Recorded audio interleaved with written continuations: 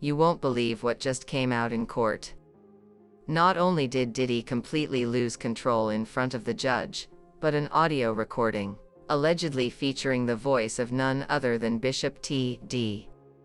Jakes, sent the entire room into stunned silence. We're talking screams, shouting, and a moment that left even seasoned reporters speechless. What was in that tape?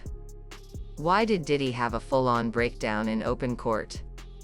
And why is one of America's most powerful pastors stepping away from ministry at the exact same time? This isn't just another celebrity scandal.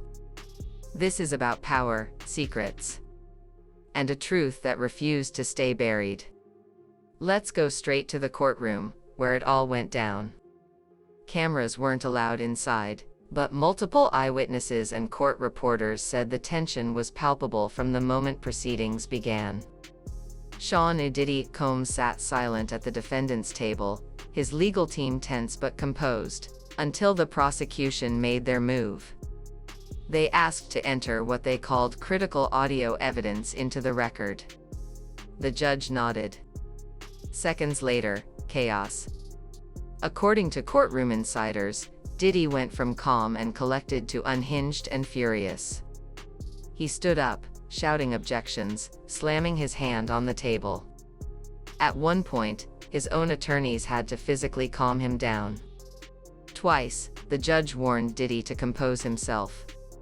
But the damage was done. Because the voice on that recording? It wasn't just Diddy. It was someone else, someone powerful. Insiders say the tape captured a closed-door conversation between multiple high-profile figures. On that tape, a voice that sounded eerily similar to Bishop T.D. Jakes was allegedly heard discussing Diddy's business dealings, shielding assets, and, most shockingly, strategies to create legal distance between the church and external ventures. The courtroom went silent.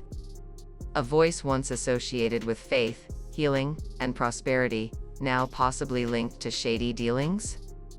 People didn't know what to believe.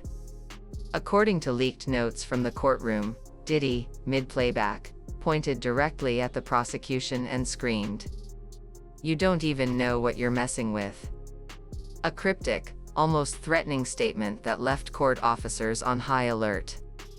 The audio cut off mid-sentence. No warning. Just silence. But the damage was already done. Just days before this courtroom explosion, Bishop T.D. Jakes made a surprise announcement. During a live-streamed Sunday service, with a trembling voice and downcast eyes, he said, "There are seasons when even the strongest must retreat. I am stepping away. Not just for myself, but for the kingdom." No details. No scandal addressed. No timeline for return. To some, it sounded like a spiritual sabbatical. But to others, especially now, it sounds like damage control. Sources close to the Potter's house claim the leadership was blindsided. Several senior staff members reportedly sought legal counsel. Some even quietly resigned. Church financials show a sudden, sharp dip in donation distributions. Was it burnout? Or was it the beginning of a spiritual empire unraveling? A gospel industry insider, speaking under anonymity, confirmed that a recording from a private ministry strategy meeting had been turned over to federal investigators. That same source claims the conversation included discussion of overseas shell companies, real estate shielding techniques, how to separate kingdom assets from secular liabilities. If true, this goes beyond poor judgment. This is conspiracy-level orchestration. Though no formal charges have been filed against Bishop Jakes, the implications are devastating. And the silence from his camp? Deafening. Before the courtroom chaos. Before Bishop Jakes' sudden exit. One woman may have seen it all coming, Andria Johnson. The gospel powerhouse. The rebel prophetess. the truth teller many churches tried to silence.